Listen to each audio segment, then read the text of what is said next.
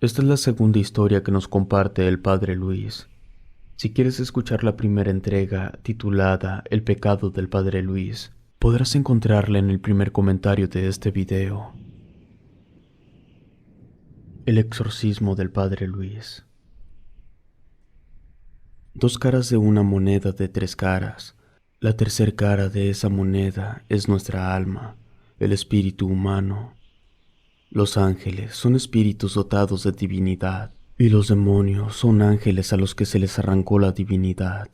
De cierta manera, el espíritu humano y los demonios son exactamente lo mismo.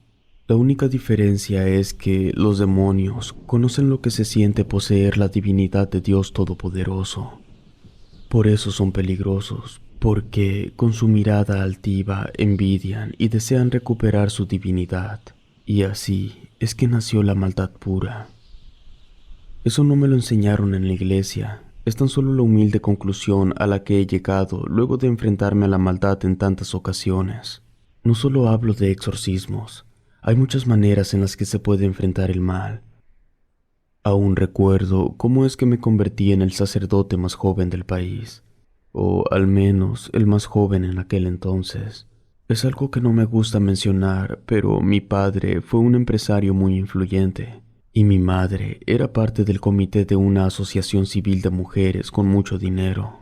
Independientemente de eso, yo siempre sentí un apego muy fuerte hacia la iglesia. Era algo que se me notaba desde que hice la confirmación. Entonces, mis padres utilizaron su dinero y sus influencias para que la diócesis aceptara que yo ingresara al seminario teniendo una edad inferior a la permitida. Debo aclarar que de eso me enteré hasta que ya estaba ordenado. En su momento, simplemente mis padres me dijeron que le habían pedido de favor al señor obispo que me aceptaran. Todo lo que viví en el seminario fue una maravilla. Yo estaba feliz de estar ahí. Con el paso de los años, completé mi proceso y me ordené como sacerdote. Muchos años después, por decisiones ajenas a mi voluntad, fui enviado a Roma para capacitarme como exorcista. Estando allá, me enteré que el motivo por el que me habían enviado era que se estaba presentando un aumento exponencial en los casos de posesión, y el Vaticano se estaba quedando sin sacerdotes para hacerle frente al maligno. El plan que estaban implementando era que cada diócesis tuviera por lo menos 2 exorcistas. El diablo estaba atacando y nosotros debíamos estar listos para la guerra. En el curso para convertirme en exorcista aprendí muchas cosas, la gran mayoría enfocadas a la demonología, pero de eso ya hablé en mi primer testimonio. Un dato que no es muy conocido es que nosotros los pastores católicos no somos los únicos que podemos realizar un exorcismo. Somos los más aptos porque recibimos entrenamiento, pero cualquier persona que esté bajo la santa gracia de Dios puede enfrentar a los diferentes demonios. Claro que la gran mayoría de las personas no están bajo la santa gracia de Dios. Para empezar, hay que hacer una buena obra todos los días, rezar todos los días, pedir por los demás, y lo más importante de todo es que hay que estar libre de pecado. Otro dato que puede sonar estridente, pero no lo es que toda la gente que cree en Dios, por lógica, cree en el diablo. Todo aquel que cree en los ángeles también cree en los demonios, le guste o no. Para ponerlo de la manera más sencilla, no puedes elegir que crees en el día pero no crees en la noche. Por sentido común, las cosas no funcionan de esa manera. Además, asumir que no crees en el diablo y sus demonios no te va a mantener a salvo de ellos, así como elegir no creer en Dios ni en los ángeles no evita que puedan protegerte. Una cosa que puede resultar curiosa es que a Dios le importa hasta el pecador más terrible, pero Él no tiene ningún interés por el demonio menos malvado. Ellos fracasaron en su tiempo de prueba, y debido a ese fracaso, quedaron fuera de toda posibilidad de ser perdonados por Dios. Y aunque Dios ama a todos sus hijos, incluidos los demonios, el problema es que ellos reniegan de Él, se sienten frustrados con su simple existencia. Por eso están en el infierno. No es solo porque hayan sucumbido ante la maldad, sino que ellos no quieren salir del infierno, porque estando ahí pueden causarle daño a la creación más amada por Dios. De manera concreta, un exorcismo es simple y sencillamente un ritual en el que se reza con dos finalidades. La primera es pedir por la liberación de un alma, y la segunda es exigirle a un demonio que vuelva al infierno. Dependiendo de la resistencia del demonio, existe la posibilidad de que, al momento de liberar al espíritu del poseído, no vuelva al infierno. Debido a que están débiles, no pueden poseer a otra persona de forma inmediata, pero pueden enraizarse en un objeto o, en el peor de los casos, en un animal que no podrá ser salvado y morirá después de que el demonio haya absorbido toda su energía vital. El 99% de los exorcismos suelen resolverse de forma pacífica, pero hay ocasiones que ocurren manifestaciones muy impresionantes. Algo que el obispo me dijo cuando me envió a Roma era que, aparte de tomar el curso teórico, yo iba a participar en un exorcismo. Eso no me asustaba porque ya tenía la experiencia. No había realizado ninguno, pero sí había visto. La persona encargada de dar el curso hizo grupos, y a cada grupo, que eran pocos, les asignó visitar a un exorcista. A mí y a otros 2 sacerdotes nos enviaron a Nápoles. Me reservaré el nombre del exorcista. La ciudad de Nápoles está a unas cuantas horas del Vaticano yendo en tren. O al menos en aquel entonces así era. El exorcista nos estaba esperando y lo primero que nos dijo era que estábamos de suerte. No sabía si era buena o mala porque justo ese día iba a empezar un exorcismo a una niña. De hecho, cuando nosotros llegamos a su casa, él estaba cerrando porque ya se iba. Él no tenía auto, así que iríamos caminando hasta la casa de la niña, que estaba solo a 2 kilómetros. En el camino, el exorcista nos puso al corriente. Esa niña había quedado poseída luego de que hizo contacto con la urna donde estaban las cenizas de su padre, quien había muerto en un exorcismo que salió mal. El sacerdote que era responsable estaba siendo investigado por el Vaticano, y a él lo asignaron para darle seguimiento al caso. Uno de los sacerdotes que iban conmigo le preguntó al exorcista qué era lo que había salido mal con el padre de la niña. Nos contó que el demonio que estaba dentro del hombre era Belfegor, uno de los demonios más difíciles de enfrentar. Así que, aunque él no sabía exactamente qué había ocurrido para que el poseído muriera, decía que lo más probable era que el sacerdote que realizó el rito hubiera afrontado al demonio de forma directa. Llegamos a la casa, nos recibió la madre. Ella era italiana y hablaba el idioma. Afortunadamente, el exorcista también hablaba italiano. Nosotros no entendimos nada de lo que conversaban. Cuando terminaron de hablar, la madre besó la sotana del exorcista y salió de la casa. Él nos dijo que la madre se sentía aliviada por saber que el Vaticano había enviado a 4 exorcistas a salvar la vida de su hija. Los 4 subimos al cuarto de la niña. Antes de entrar, el exorcista nos dijo que, por esa ocasión, nos limitáramos a ver solamente.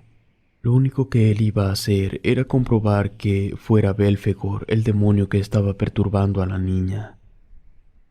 Entramos. Nosotros 3 nos colocamos cada uno en una esquina. Mientras tanto, el exorcista se puso a hacer lo suyo.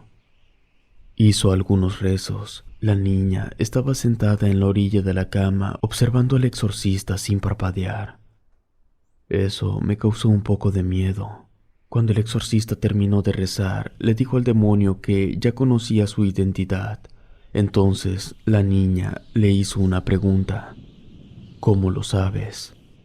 En ese momento el exorcista se persignó y salió del cuarto. Nosotros fuimos detrás de él. Salimos de la casa en completo silencio. Estando fuera, el exorcista y la madre se despidieron y luego empezamos a caminar de vuelta a la casa del exorcista. En el trayecto, uno de los sacerdotes le preguntó qué había pasado. Él nos explicó que nunca se debe responder a las preguntas que hagan los demonios. Además, el demonio no negó que fuera Belfegor. Él me preguntó si yo ya había estado antes en algún exorcismo. Le respondí que sí.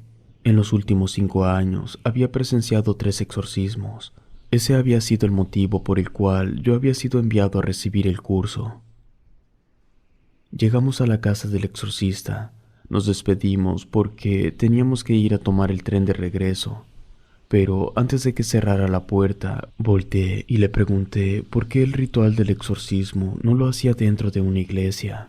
Su respuesta fue que ningún ser de maldad podía estar frente al Altísimo. Entonces, si se intentaba realizar un exorcismo dentro de una iglesia, sería imposible hacer que el demonio abandonara el cuerpo. Agradecimos la enseñanza de ese día y partimos al Vaticano. Se sabe que Belfegor, al igual que todos los demonios, fue expulsado del cielo durante la batalla de rebelión. Después de eso, se desconoce cualquier dato sobre él, hasta que aparece como uno de los falsos dioses adorados en la llanura donde estaban Sodoma y Gomorra. No se nombra de forma directa en Génesis, pero se sabe que tenía presencia en esa llanura. Cuando Dios envía la lluvia de fuego y azufre para destruir la llanura, unos ángeles intentan salvar a la familia de Lot, a su esposa, sus 2 hijas y los prometidos de sus hijas, pero únicamente Lot y sus hijas logran ser salvados. Pasaron los días y viajamos nuevamente a Nápoles para continuar con el caso. Recuerdo que ese día estaba nublado. Antes de entrar a la habitación de la niña, el exorcista nos dijo a los 3 que ahora sí íbamos a participar. Nos dio su Biblia y nos dijo que íbamos a rezar el capítulo 13 del Evangelio según San Lucas. Los 35 versículos, cada quien lo iba a leer una vez mientras él le imponía las manos a la niña. El primero en rezar fue uno de mis compañeros, luego el otro y al final yo. Cuando terminé de rezar, escuchamos un ruido muy fuerte, como si algo grande se hubiera partido en 2. Ninguno de nosotros hizo caso de esa manifestación porque en el curso nos habían dicho que los demonios utilizan las manifestaciones como distractores. Al final, el exorcista hizo una pequeña oración y dimos por terminada la sesión. Cuando bajamos al primer piso, la madre estaba muy alterada, hacía ademanes y hablaba muy acelerada. Algo le dijo al exorcista y él logró calmarla. Al momento en que salimos de la casa, pudimos ver que el árbol que estaba al frente se había partido en 3 pedazos. Mientras caminábamos de regreso a la casa del exorcista, él nos comentó que esa manifestación tan fuerte significaba que el demonio reconocía que sería encarado por un gran adversario. La siguiente sesión sería dentro de 3 días. Esa iba a ser la frecuencia de todas las sesiones. En ese lapso de tiempo, mientras tomábamos una clase del curso, el instructor nos dijo que para todos los demonios era muy humillante ser atacados por una mujer. Por lo tanto, aquellos rezos que mencionaban a la Virgen María eran muy poderosos. Pero era un arma de doble filo, dependiendo del demonio. Podían pasar 2 cosas. La primera era que se rehusara a seguir siendo atacado por una mujer y abandonara al poseído. Y lo otro que podía pasar era que el demonio, para dejar en claro su superioridad ante la mujer, terminara con la vida del poseído. A los días, una vez más volvimos con el exorcista.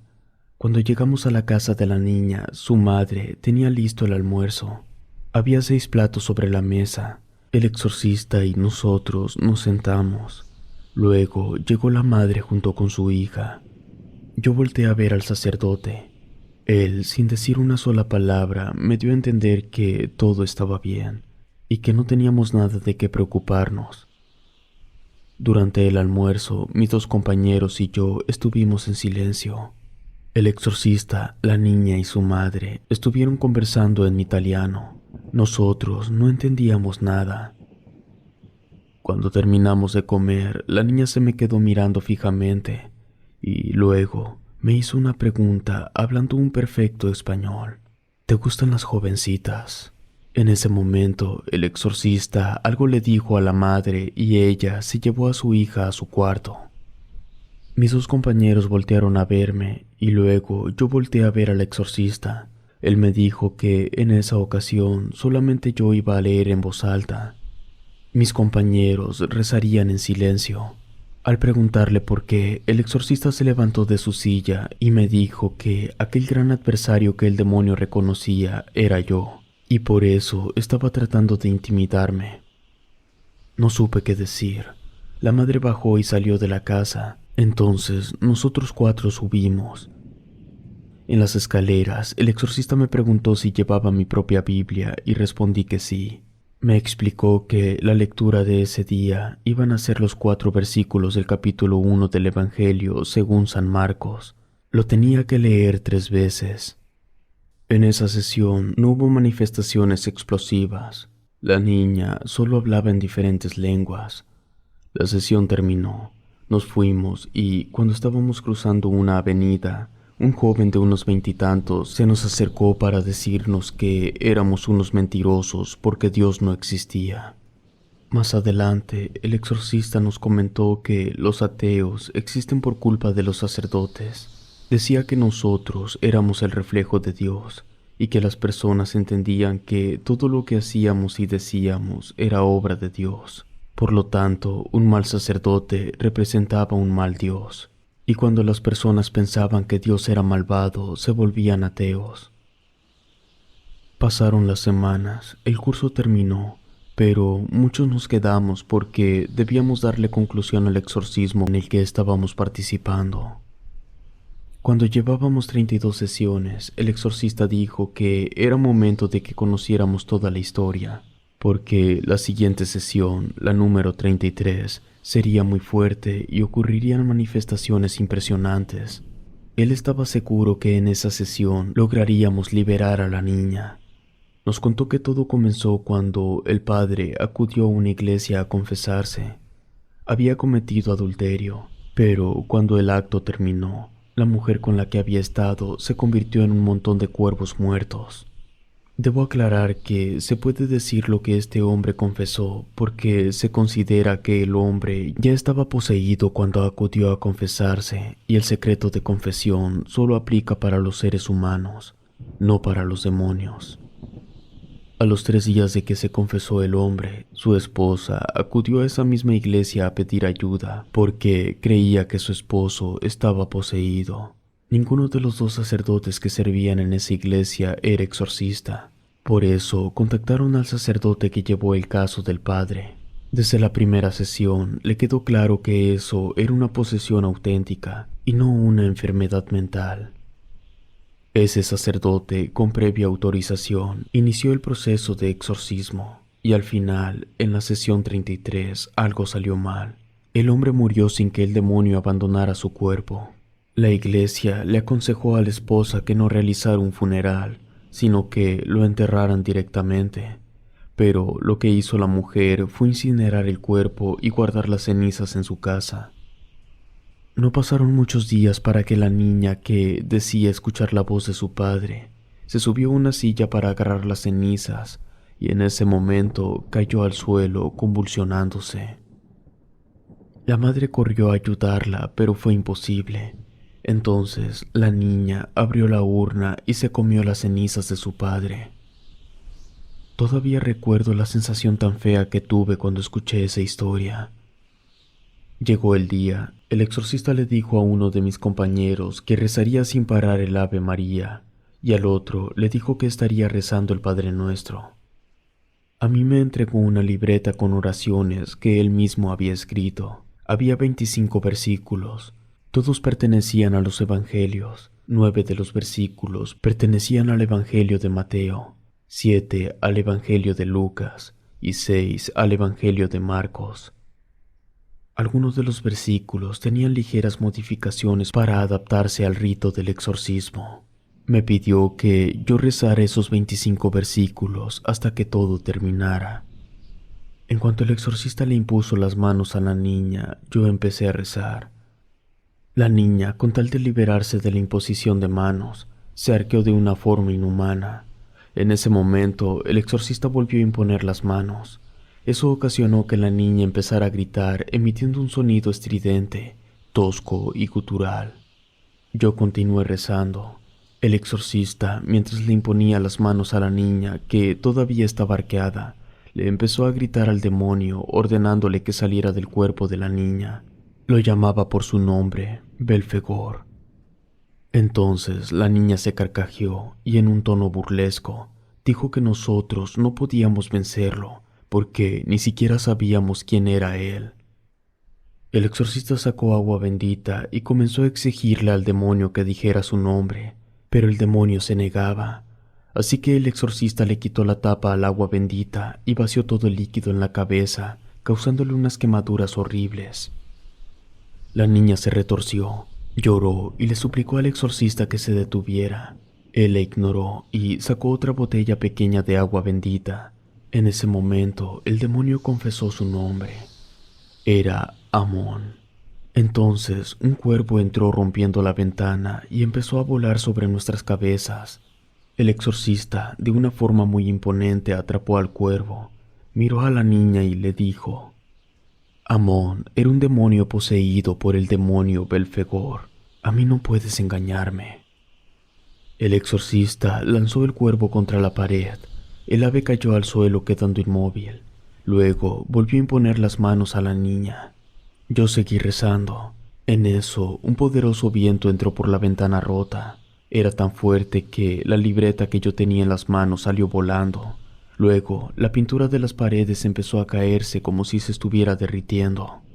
El exorcista le gritaba al demonio para que saliera del cuerpo de la niña. Por un breve instante, el tiempo se detuvo. Yo estaba consciente de mi entorno, pero no podía moverme. Ni siquiera podía mover mis ojos. Entonces, la niña me habló. Me dijo que no cantara victoria, que el infierno aún tenía diversiones para mí. Cuando terminó de hablar, el tiempo volvió a correr. El exorcista dijo una última oración, y al pronunciar amén, todo terminó. La niña quedó liberada, la pintura dejó de derretirse y el agresivo viento se detuvo. El exorcismo había sido todo un éxito, o por lo menos una parte.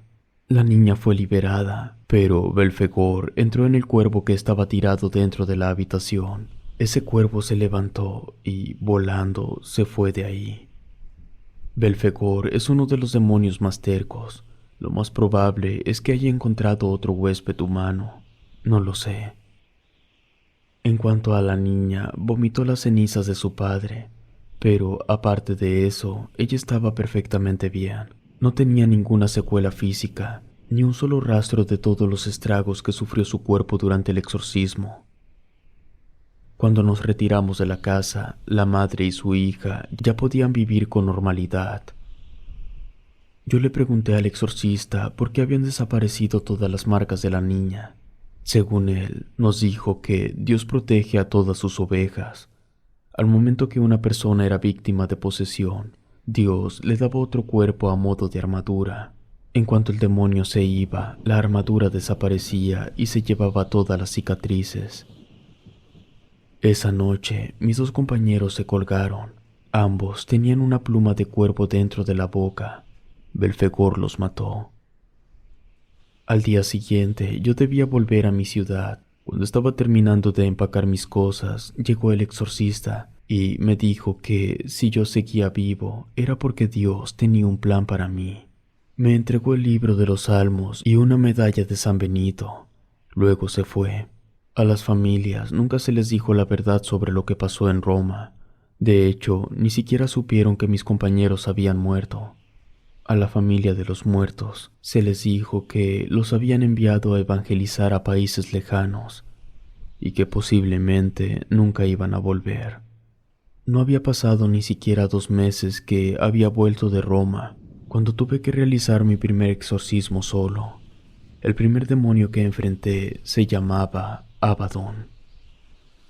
En un lapso de 3 años realicé 9 exorcismos más, dando un total de 10. No siempre fueron demonios poderosos. El último exorcismo que realicé fue tan fuerte que yo fui expulsado de la iglesia, y esa historia la conté en mi testimonio anterior. Pero que haya sido expulsado de la iglesia no significa que ya no me haya enfrentado a demonios. Hace un tiempo, mi primer adversario, Belfegor, logró encontrarme, y no tuve otra opción más que enfrentarme a él. Eso casi me cuesta la vida. Es una historia larga que tal vez la cuente en otra ocasión. Por ahora, debo rezar en mi casa y rezarle a Dios para que ya no permita que Belfegor vuelva a atormentarme. Ya soy un hombre cansado, y si me veo obligado a enfrentar a ese demonio por tercera vez, estoy seguro que moriré. Si te gustó este relato, por favor suscríbete activando la campanita de notificación. Muchas gracias por tu apoyo. Relato escrito y adaptado por Ramiro Contreras.